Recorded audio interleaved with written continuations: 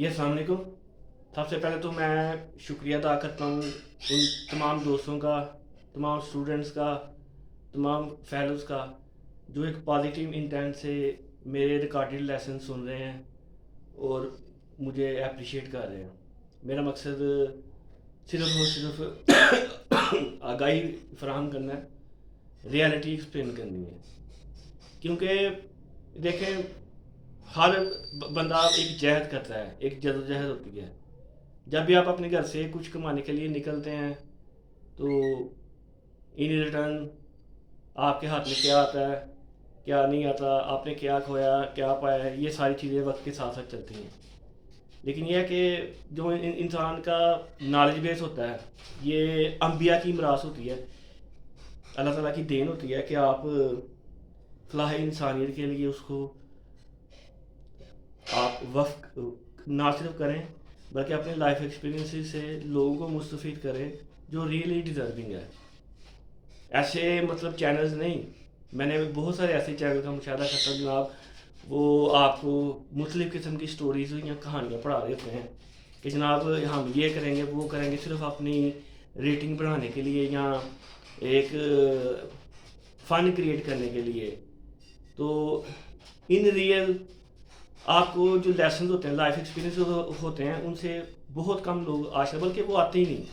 वो चैनल के ऊपर आना या मीडिया को इतनी प्रेफरेंस नहीं देते जितनी प्रैक्टिकल लाइफ को देते हैं। तो be practical in your life. लेकिन चले खैर, वो एक अलग टॉपिक है, उसके ऊपर मेरी बहस होगी। आज मैं आपको एक इंफॉर्मेशन टेक्नोलॉजी का एक लेक्चर डिलीवर करता हूँ जो मेरे बहुत अच्छे टीचर थे जो पढ़ाते थे, और वो कहते थे कि तुम एक ना अच्छे कंटेंट राइटर तो ज़रूर, लेकिन यह कि मुझे उन्होंने इतनी ज़्यादा बुक्स पकड़ा दी, मतलब इतना ज़्यादा पलंदा, ऑलमोस्ट 1000 पेजेस की या 1500 पेजेस की बुक थी वो आईटी की, जिसमें एक बहुत कोर्स अपना एक लेक्चर था MIS का, मैनेजमेंट इंफॉर्मेशन सिस्टम।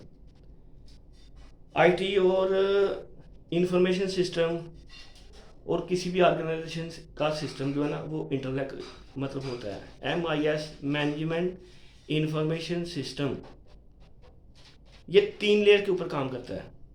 एक एग्जेक्टिव लेयर होती है, एक मिडल लेयर होती है और एक सबऑर्डिनेट लेयर होती है। ठीक है ना।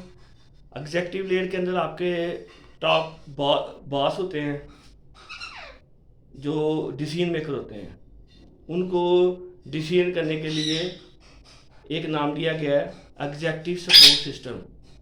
फिर मिडिल मैनेजमेंट होती है जो आपके बॉस के जो इंस्ट्रक्शंस है उसको एग्जीक्यूट करना आता है। ठीक है ना। और एक लोअर मतलब मैनेजमेंट होती है जो as an employee as a labour काम कर रही होती है। तो तीन लेयर के ऊपर आपने ये डिफाइन कर लिया, management information system, executive support system, middle management system और तीसरा लोअर मैनेजमेंट सिस्टम।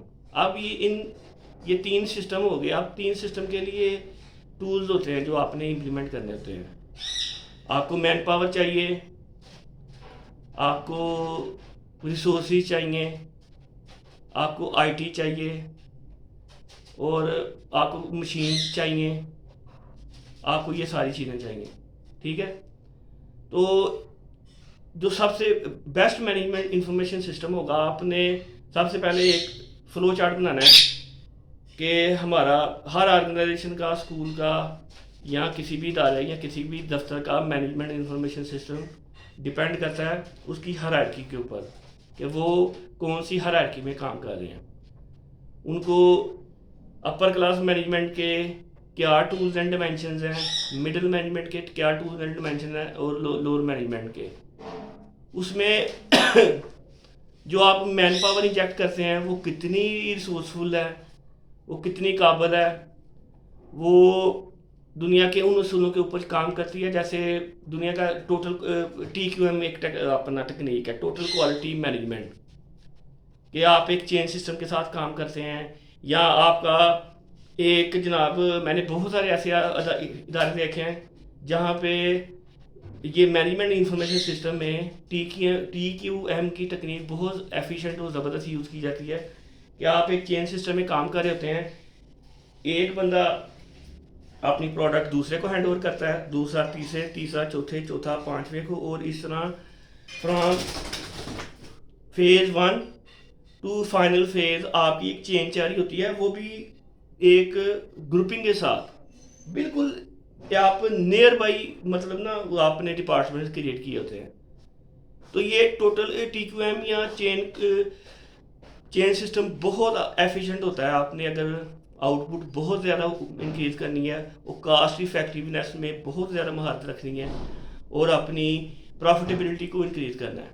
लेकिन यही तकनीक अगर आप मतलब उन सरफरे मैनेजर होते हैं जिनको एम्प्लॉय वासी मतलब हायर कर लेते हैं, जिसको पता ही नहीं होता कि एक डिपार्टमेंट उधर आपने रखा हुआ है बिलफर्ज, एक डिपार्टमेंट की मतलब चेन सिस्टम एक लेफ्ट के ऊपर है, एक राइट के ऊपर है, एक फार, मतलब अपने हिसाब से तकसीम की होती है। वो टाइम भी लैप्स होता है उसमें, मतलब सारी कास्ट भी इन्वॉल्व होती है, लो प्रोडक्टिविटी होती है। तो चेन सिस्टम में काम करने के लिए ये पाकिस्तान जैसे मतलब बहुत बहुत बड़े इदारों में ऐसा काम नहीं होता। बहुत अलीट किस्म की अगर आपने मैन पावर या फोर्स मैनेजमेंट इंफॉर्मेशन सिस्टम को दी हो, तो वो इस तरह आपको ना एक सिस्टम में काम करने के लिए मतलब सूटेबल या फिजिबल माहौल आपको पैदा करेंगे। तो एज ए स्टूडेंट आप इन तकनीक्स को समझें कि चेन सिस्टम क्या होता है, मैनेजमेंट इंफॉर्मेशन सिस्टम क्या होता है, और इनमें मतलब हायरार्की और टूल्स क्या होती हैं।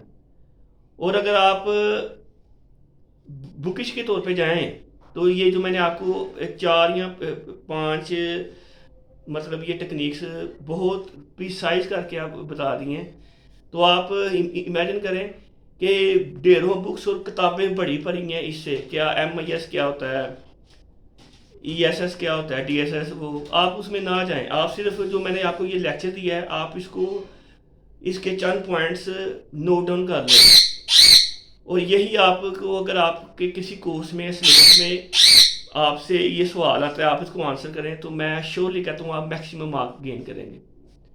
तो मैं फिर मतलब लेक्चर देने के साथ अप्रिशिएट करूँगा कि क्षमा से क्षमा जलाएं, ठीक है, और पॉजिटिव इंटेंट में लें सारी चीज़ें। और कोई आप में से स्टूडेंट अपनी मर्ज़ी का लेक्चर लेना चाहता है तो वो कमेंट में लिख के भेजें कि सर आप इसके ऊपर हमें ये लेक्चर अपलोड करें या अपना लाइफ एक्सपीरियंस है, तो मैं इन रियल उसकी हेल्प आउट करूँगा और उसको साथ लेके चलूँगा।